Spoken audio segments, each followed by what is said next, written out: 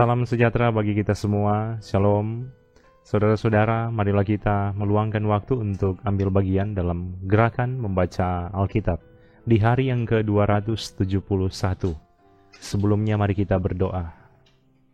Bapa kami yang di surga, Bapa yang kami kenal lewat Yesus Kristus, di saat ini kami mempersiapkan hati dan pikiran kami untuk membaca bagian firman-Mu.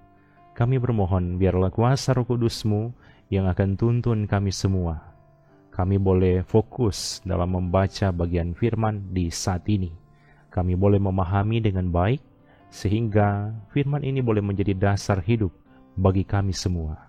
Dalam nama Yesus Kristus kami berdoa. Amin. Firman di hari ini dalam kitab Matius pasal 7 sampai pasal yang ke-9 berkata begini. Jangan kamu menghakimi supaya kamu tidak dihakimi.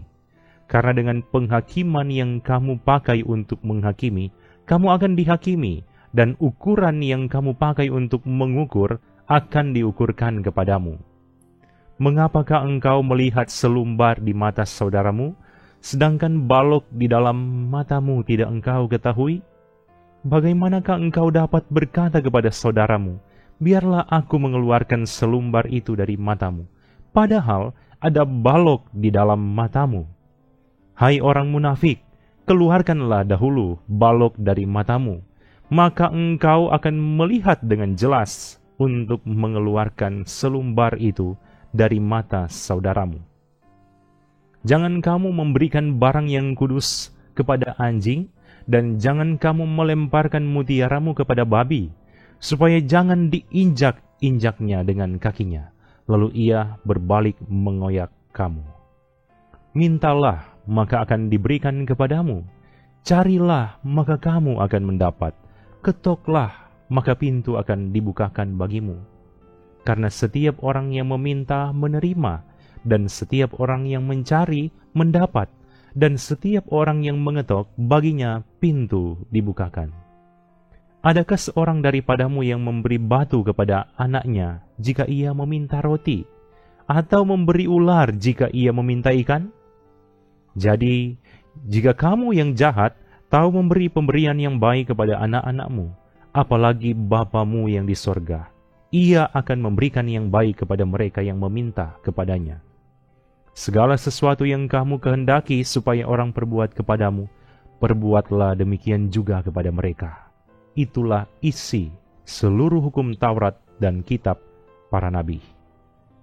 Masuklah melalui pintu yang sesak itu, karena lebarlah pintu dan luaslah jalan yang menuju kepada kebinasaan, dan banyak orang yang masuk melaluinya. Karena sesaklah pintu dan sempitlah jalan yang menuju kepada kehidupan, dan sedikit orang yang mendapatinya. Waspadalah terhadap nabi-nabi palsu yang datang kepadamu dengan menyamar seperti domba, tetapi sesungguhnya mereka adalah serigala yang buas. Dari buahnya lah kamu akan mengenal mereka. Dapatkah orang memetik buah anggur dari semak duri, atau buah ara dari rumput duri? Demikianlah setiap pohon yang baik menghasilkan buah yang baik, sedang pohon yang tidak baik menghasilkan buah yang tidak baik. Tidak mungkin pohon yang baik itu menghasilkan buah yang tidak baik, ataupun pohon yang tidak baik itu menghasilkan buah yang baik. Dan setiap pohon yang tidak menghasilkan buah yang baik pasti ditebang dan dibuang ke dalam api. Jadi dari buahnya lah kamu akan mengenal mereka. Bukan setiap orang yang berseru kepadaku, Tuhan, Tuhan, akan masuk ke dalam kerajaan sorga, melainkan dia yang melakukan kehendak Bapa-Ku yang di sorga. Pada hari terakhir, banyak orang akan berseru kepadaku, Tuhan, Tuhan, bukankah kami bernubuat demi nama-Mu, dan mengusir setan demi nama-Mu, dan mengadakan banyak mujizat demi nama-Mu juga? Pada waktu itulah aku akan berterus terang kepada mereka dan berkata, Aku tidak pernah mengenal kamu. Enyahlah daripadaku, kamu sekalian pembuat kejahatan. Setiap orang yang mendengar perkataanku ini dan melakukannya, ia sama dengan orang yang bijaksana yang mendirikan rumahnya di atas batu. Kemudian turunlah hujan dan datanglah banjir, lalu angin melanda rumah itu.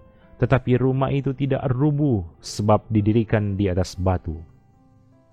Tetapi setiap orang yang mendengar perkataanku ini dan tidak melakukannya, ia sama dengan orang yang bodoh yang mendirikan rumahnya di atas pasir. Kemudian turunlah hujan dan datanglah banjir, lalu angin melanda rumah itu, sehingga rubuhlah rumah itu dan hebatlah kerusakannya. Dan setelah Yesus mengakhiri perkataan ini, takjublah orang banyak itu mendengar pengajarannya, sebab ia mengajar mereka sebagai orang yang berkuasa, tidak seperti ahli-ahli Taurat mereka. Setelah Yesus turun dari bukit, orang banyak berbondong-bondong mengikuti dia. Maka datanglah seorang yang sakit kusta kepadanya, lalu sujud menyembah dia dan berkata, "Tuan, jika Tuan mau, Tuan dapat mentahirkan aku." Lalu Yesus mengulurkan tangannya, menjamah orang itu dan berkata, "Aku mau, jadilah engkau tahir." Seketika itu juga, tahirlah orang itu daripada kustanya. Lalu Yesus berkata kepadanya, "Ingatlah, jangan engkau memberitahukan hal ini kepada siapapun, tetapi pergilah, perlihatkanlah dirimu kepada imam dan persembahkanlah persembahan yang diperintahkan Musa sebagai bukti bagi mereka." Ketika Yesus masuk ke Kapernaum, datanglah seorang perwira mendapatkan dia dan memohon kepadanya, "Tuan, hambaku terbaring di rumah karena sakit lumpuh, dan ia sangat menderita." Yesus berkata kepadanya, "Aku akan datang menyembuhkannya." Tetapi jawab perwira itu kepadanya, "Tuan, aku tidak layak menerima Tuan di dalam rumahku. Katakan saja sepatah kata, maka hambaku itu akan sembuh. Sebab aku sendiri seorang bawahan, dan di bawahku ada pula prajurit. Jika aku berkata kepada salah seorang prajurit itu, 'Pergi,' maka ia pergi. Dan kepada seorang lagi, 'Datang,' maka ia datang. Ataupun kepada hambaku, 'Kerjakanlah ini,' maka ia mengerjakannya." Setelah Yesus mendengar hal itu, heranlah ia dan berkata kepada mereka yang mengikutinya, "Aku berkata kepadamu, sesungguhnya iman sebesar ini tidak pernah aku jumpai pada seorang pun di antara orang Israel. Aku berkata kepadamu, banyak orang akan datang dari timur dan barat dan duduk makan bersama-sama dengan Abraham, Ishak, dan Yakub di dalam kerajaan sorga. Sedangkan anak-anak kerajaan itu akan dicampakkan ke dalam kegelapan yang paling gelap. Di sanalah akan terdapat ratap dan kertak gigi." Lalu Yesus berkata kepada perwira itu, "Pulanglah dan jadilah kepadamu seperti yang engkau percaya." Maka pada saat itu juga sembuhlah hambanya. Setibanya di rumah Petrus, Yesus pun melihat ibu mertua Petrus terbaring karena sakit demam. Maka dipegangnya tangan perempuan itu, lalu lenyaplah demamnya. Ia pun bangunlah dan melayani dia. Menjelang malam, dibawalah kepada Yesus banyak orang yang kerasukan setan, dan dengan sepatah kata, Yesus mengusir roh-roh itu dan menyembuhkan orang-orang yang menderita sakit. Hal itu terjadi supaya genaplah firman yang disampaikan oleh Nabi Yesaya, "Dialah yang memikul kelemahan kita dan menanggung penyakit kita." Ketika Yesus melihat orang banyak mengelilinginya, ia menyuruh bertolak ke seberang. Lalu datanglah seorang ahli Taurat dan berkata kepadanya, "Guru, aku akan mengikut engkau. Kemana saja engkau pergi?" Yesus berkata kepadanya, "Serigala mempunyai liang dan burung mempunyai sarang, tetapi anak manusia tidak mempunyai tempat untuk meletakkan kepalanya." Seorang lain, yaitu salah seorang muridnya, berkata kepadanya, "Tuhan, izinkanlah aku pergi dahulu menguburkan ayahku." Tetapi Yesus berkata kepadanya, "Ikutlah aku dan biarlah orang-orang mati menguburkan orang-orang mati mereka. Lalu Yesus naik ke dalam perahu, dan murid-muridnya pun mengikutinya. Sekonyong-konyong mengamuklah angin ribut di danau itu, sehingga perahu itu ditimbus gelombang, tetapi Yesus tidur. Maka datanglah murid-muridnya membangunkan dia, katanya, "Tuhan, tolonglah, kita binasa." Ia berkata kepada mereka, "Mengapa kamu takut? Kamu yang kurang percaya?" Lalu bangunlah Yesus menghardik angin dan danau itu, maka danau itu menjadi teduh sekali. Dan heranlah orang-orang itu, katanya, "Orang apakah dia ini, sehingga angin dan danau pun taat kepadanya?" Setibanya di seberang, yaitu di daerah orang Gadara, datanglah dari pekuburan 2 orang yang kerasukan setan menemui Yesus. Mereka sangat berbahaya, sehingga tidak seorang pun yang berani melalui jalan itu. Dan mereka itu pun berteriak, katanya, "Apa urusanmu dengan kami, hai anak Allah? Adakah engkau kemari untuk menyiksa kami sebelum waktunya?" Tidak jauh dari mereka itu, sejumlah besar babi sedang mencari makan. Maka setan-setan itu meminta kepadanya, katanya, "Jika engkau mengusir kami, suruhlah kami pindah ke dalam kawanan babi itu." Yesus berkata kepada mereka, "Pergilah." Lalu keluarlah mereka dan masuk ke dalam babi-babi itu. Maka terjunlah seluruh kawanan babi itu dari tepi jurang ke dalam danau dan mati di dalam air.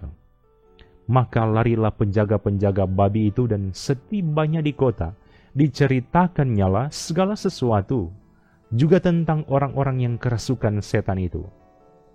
Maka keluarlah seluruh kota mendapatkan Yesus, dan setelah mereka berjumpa dengan dia, mereka pun mendesak supaya ia meninggalkan daerah mereka.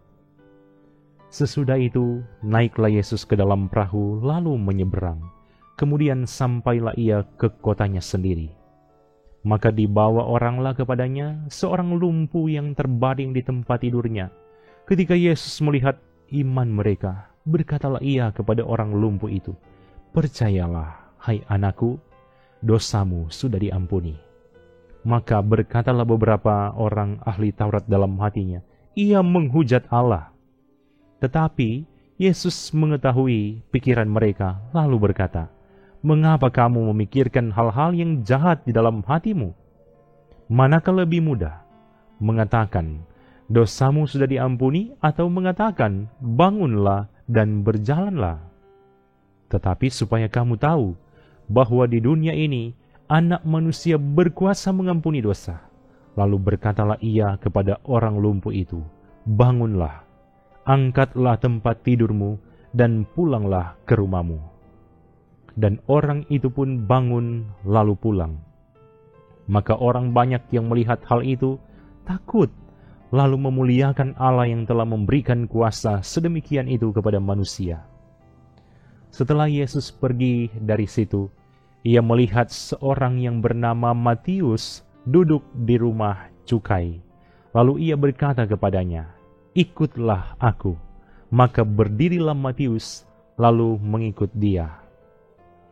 Kemudian ketika Yesus makan di rumah Matius, datanglah banyak pemungut cukai dan orang berdosa dan makan bersama-sama dengan dia dan murid-muridnya. Pada waktu orang Farisi melihat hal itu, berkatalah mereka kepada murid-murid Yesus, "Mengapa gurumu makan bersama-sama dengan pemungut cukai dan orang berdosa?" Yesus mendengarnya dan berkata, "Bukan orang sehat yang memerlukan tabib, tetapi orang sakit. Jadi pergilah dan pelajarilah arti firman ini. Yang ku kehendaki ialah belas kasihan dan bukan persembahan, karena aku datang bukan untuk memanggil orang benar, melainkan orang berdosa." Kemudian datanglah murid-murid Yohanes kepada Yesus dan berkata, "Mengapa kami dan orang Farisi berpuasa, tetapi murid-muridmu tidak?" Jawab Yesus kepada mereka, "Dapatkah sahabat-sahabat mempelai laki-laki berduka cita selama mempelai itu bersama mereka?